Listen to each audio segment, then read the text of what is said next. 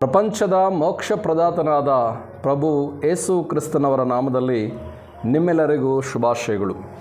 ದೇವರ ವಾಕ್ಯ ಅಪೊಸ್ತಲನಾದಂತಹ ಪೌಲನು ಕೊರಿಂಥ ಸಭೆಗೆ ಬರೆದ ಮೊದಲನೇ ಪತ್ರಿಕೆ 15ನೇ ಅಧ್ಯಾಯ 18ನೇ ವಚನ. 1 Corinthians chapter 15 verse 58. ಆದುದರಿಂದ ನನ್ನ ಪ್ರಿಯ ಸಹೋದರರೇ, ಸ್ಥಿರಚಿತ್ತರಾಗಿಯೂ ನಿಶ್ಚಲರಾಗಿಯೂ ಇರ್ರಿ. ನೀವು ಕರ್ತನ ಸೇವೆಯಲ್ಲಿ ಪಡುವ ಪ್ರಯಾಸವು ನಿಷ್ಫಲವಾಗುವುದಿಲ್ಲವೆಂದು ತಿಳಿದು ಕರ್ತನ ಕೆಲಸವನ್ನು ಯಾವಾಗಲೂ ಅತ್ಯಾಸಕ್ತಿಯಿಂದ ಮಾಡುವವರಾಗಿರಿ ಎಂದು ದೇವರ ವಾಕ್ಯ ಹೇಳುತ್ತದೆ.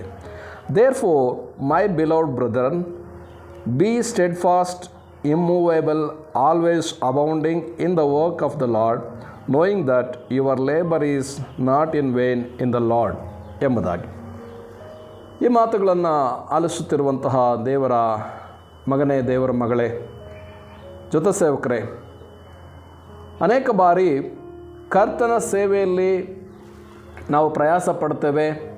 ನಮಗೆ ನಿರೀಕ್ಷಿಸಿದಷ್ಟು ಪ್ರತಿಫಲ ಸಿಕ್ಕುವುದಿಲ್ಲ. ಸುವಾರ್ತೆಗೋಸ್ಕರ ನಾವು ಅನೇಕ ಸಾರಿ ಹೋಗಿ ಸುವಾರ್ತೆಯನ್ನು ಸಾರಿ ಆತ್ಮಗಳ ಒಂದು ರಕ್ಷಣೆಗೋಸ್ಕರ ನಾವು ತವಕಪಟ್ಟಂಥ ಸಂದರ್ಭದಲ್ಲಿ ಅನೇಕ ಬಾರಿ ನಾವು ನಿರೀಕ್ಷಿಸಿದಂತೆ ಅಲ್ಲಿ ಪ್ರತಿಫಲ ಸಿಕ್ಕದೇ ಹೋದಾಗ, ಅಥವಾ ನಾವು ಮಾಡುವಂತಹ ಸೇವೆಯು ಅದು ಗುರುತಿಸಲ್ಪಡದೇ ಇದ್ದಾಗ ಅದನ್ನು ಗಮನಿಸಿ ನಮಗೆ ಅನೇಕ ಬಾರಿ ಯಾಕೆ ಈ ರೀತಿಯಾಗಿ ಆಗಿಬಿಡ್ತು ಎಂಬುದಾಗಿ ನಾವು ಅದರ ಬಗ್ಗೆ ಆಲೋಚಿಸುವಂಥವರಾಗಿದ್ದೇವೆ. ಕೆಲವೊಮ್ಮೆ ನಿರಾಸೆ ಆಗುತ್ತೆ, ಕೆಲವೊಮ್ಮೆ ಅಯ್ಯೋ ಈ ಒಂದು ಕೆಲಸವೇ ಬೇಡ ಅಥವಾ ಈ ಒಂದು ಸೇವೆಯ ಬೇಡ ಎಂಬುದಾಗಿ ಬಿಟ್ಟು ಬಿಡತಕ್ಕಂತಹ ಆಲೋಚನೆಗಳು ಕೂಡ ನಮ್ಮಲ್ಲಿ ಬರ್ತವೆ. ಆದರೆ ದೇವರ ವಾಕ್ಯ ಹೇಳ್ತದೆ, ಆದುದರಿಂದ ಸಹೋದರರೇ, ನೀವು ಸ್ಥಿರಚಿತ್ತರಾಗಿಯೂ ನಿಶ್ಚಲರಾಗಿಯೂ ಇರ್ರಿ.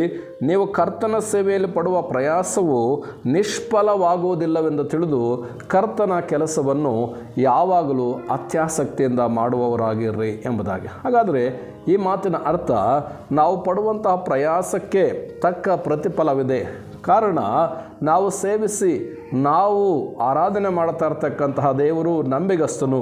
ನಮ್ಮನ್ನು ನೋಡುವಂತಹ ದೇವರು ನಮ್ಮ ಕಷ್ಟವನ್ನು, ನಮ್ಮ ಪ್ರಯಾಸವನ್ನು ಆತನು ನೋಡುವಂಥವನಾಗಿರುವುದರಿಂದ ಆತನು ನಮ್ಮ ಶ್ರಮೆಗೆ ಅಥವಾ ನಮ್ಮ ಕಷ್ಟಕ್ಕೆ ತಕ್ಕಂಥ ಪ್ರತಿಫಲವನ್ನು ಆತನು ಈ ಭೂಲೋಕದಲ್ಲಿ ಕೊಟ್ಟೇ ಕೊಡುತ್ತಾನೆ ಎಂಬುವಂತಹ ಒಂದು ಅಚಲವಾದಂತಹ ನಿರ್ಧಾರದಿಂದ ಕರ್ತನು ನಮಗೆ ಯಾವ ಕೆಲಸವನ್ನು ಕೊಟ್ಟಿದ್ದಾನೋ, ಅದು ಚಿಕ್ಕ ಕೆಲಸವಾಗಿರಲಿ ದೊಡ್ಡ ಕೆಲಸವಾಗಿರಲಿ, ಅಂತಹ ಕೆಲಸದಲ್ಲಿ ನಾವು ಸ್ಥಿರಚಿತ್ತರಾಗಿ ನಾವು ಮಾಡುವುದಾದರೆ ಒಂದು ದಿನ ಬರುತ್ತೆ, ಆ ದಿನದಲ್ಲಿ ಖಂಡಿತವಾಗಿಯೂ ನಾವು ಮಾಡಿರತಕ್ಕಂತಹ ಕೆಲಸಕ್ಕೆ ದೇವರು ತಕ್ಕ ಪ್ರತಿಫಲ ಕೊಡುತ್ತಾನೆ.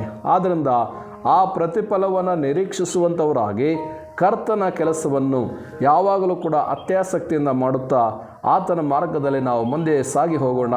ಆ ರೀತಿಯಾಗಿ ಮಾಡಲು ದೇವರು ನಮಗೆ ಸಹಾಯ ಮಾಡಲಿ. ಕರ್ತನು ಈ ವಾಕ್ಯಗಳ ಮೂಲಕ ನಮ್ಮನ್ನು ಆಶೀರ್ವಾದ ಮಾಡಲಿ. God bless you.